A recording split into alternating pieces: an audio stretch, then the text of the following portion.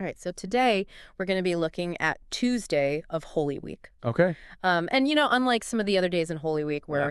where, we have very specific events laid out for us in the Gospels, Yeah.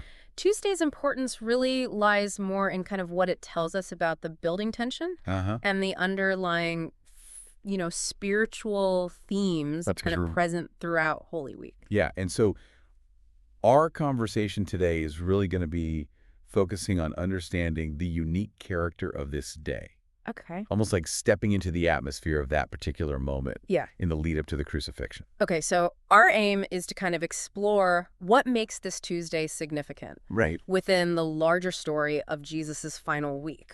Exactly. Okay, let's unpack this. Okay. One of the key touchstones for understanding Tuesday Yeah. has become the memory of Jesus and his disciples passing by the fig tree that had withered. It's fascinating because while the Gospels don't place this event squarely on Tuesday in their hour-by-hour accounts, Right. its commemoration has become central to the day's reflection. Okay, We see in Mark 11:21. okay. Now, in the morning, as they passed by, they saw the fig tree dried up from the roots. And this wasn't just like a branch that had wilted or something. This Right. was an entire mature fig tree Yes. that had completely withered in a single day. Yes, in a single day. That's incredible. It's a powerful image. Yeah. And it really raises the question. Yeah, what's the deeper meaning here? Well, if we consider what had happened the day before, Okay.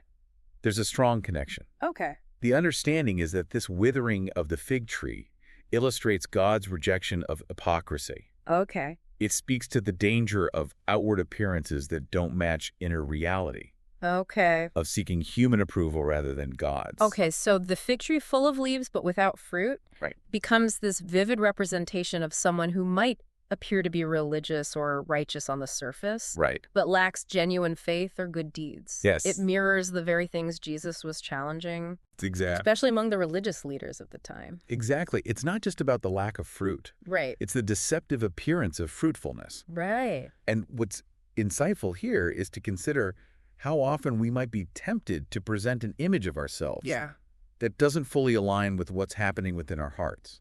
That's powerful. It is. It's easy to get caught up in external displays, isn't it? Very easy. Okay, now another key element often considered on Tuesday Okay. is the parable of the 10 virgins. Right. How does this parable kind of contribute to our understanding of this day? Well, the parable of the 10 virgins offers another lens through which we can examine the spiritual climate of this period. Okay. Think of the symbolism: the bridegroom is Jesus, Uh-huh. and the wedding feast is the kingdom of heaven. Okay, and then we have these two sets of virgins. Right. Some prepared, some not. Yes. What do they teach us in this context? Well, the wise virgins who brought extra oil for their lamps Okay. symbolize those who actively cultivate their faith Okay. through both hearing God's word Yeah. and living it out in their actions. Right. Their preparedness reflects a deep and genuine commitment. Okay. And the foolish virgins who ran out of oil. They represent those who might hear the message, Yeah. who might even intend to follow, Right. but they lack the consistent effort Yeah. and the inner substance to sustain their faith. Got it. Their lack of oil highlights the importance of proactive engagement Yeah. with one's spiritual life, not just passive acceptance. Okay. And what's fascinating here is how this parable speaks to the need for constant readiness, Yeah. a theme that feels particularly resonant as we approach the culmination of Holy Week. So it's not enough to just have the initial spark of faith. Right. There needs to be ongoing nourishment, ongoing action. Exactly. It's about living in a state of preparedness, not knowing the exact timing, Yes. but being ready nonetheless. Precisely. It raises a crucial question for us. Yeah. In what areas of our lives might we be like the foolish virgins, perhaps intending to get around to things later, Yeah. but lacking the immediate action? That's a good question. It is. Now, shifting our focus somewhat, Okay.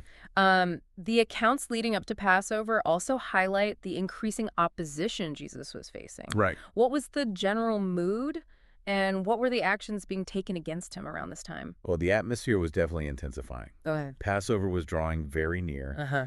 and Jerusalem was filled with people. Right. The religious authorities were keenly aware of Jesus, Yeah. even if he wasn't as publicly present in the immediate days before the feast. Okay.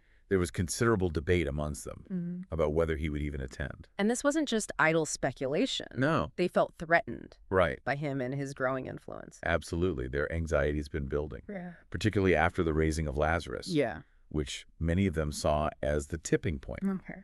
It solidified their resolve that Jesus had to be stopped. And this resolve manifested in very concrete ways. Yes, the Gospel of John tells us that the chief priests and Pharisees Okay. had actually issued a public order. Wow. Anyone who knew Jesus' whereabouts was to report it so they could arrest him. That's pretty serious. Right, this open declaration of their intent Yeah. really underscores the escalating danger Jesus was in. Yeah, what's striking is this contrast Yes, between the joyous welcome he received just days earlier right. and this now very real Yeah. and organized opposition. It paints a picture of a rapidly closing net around Jesus. Yeah. Even as he continued to teach and interact with his disciples, Right. the sense of impending crisis must have been palpable. Yeah. Indeed, the initial enthusiasm of the crowds Right. was being directly challenged by the determined hostility Yeah. of the religious leadership. Wow. This brings us to a really crucial point for personal reflection. Okay. This idea of choosing to seek God's approval rather than the approval of others. You know, the events of this time really highlight the choices people were making. Right. I mean, if you were in the position of some of the Pharisees, Yeah. would you have prioritized maintaining your status and the praise of men Right. over what might have been the right thing in God's eyes? It's a challenging question because it forces us to confront our own tendencies. Yeah. How often do we find ourselves making decisions, Right. big or small, Yeah. based on what we think others will think, Right. rather than on our understanding of what aligns with our deepest values or our faith? Absolutely. And it's not always about, a dramatic life-altering decision. Right. It often plays out in the smaller moments of our daily lives. Exactly. For instance, do we speak up for what we believe is right, Uh-huh. even if it means risking disapproval Yeah. from our peers? Or consider the choices we make about our time and priorities. If our faith calls us to certain practices or commitments, Yeah.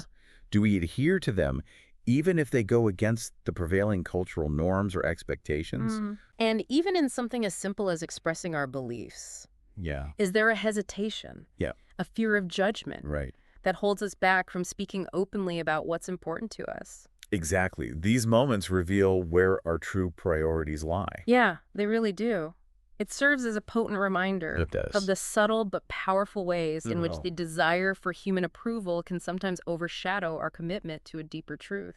It's about recognizing the potential for a hardened heart, Yeah, but becomes more attuned to the voices of the world than the voice of conscience or faith.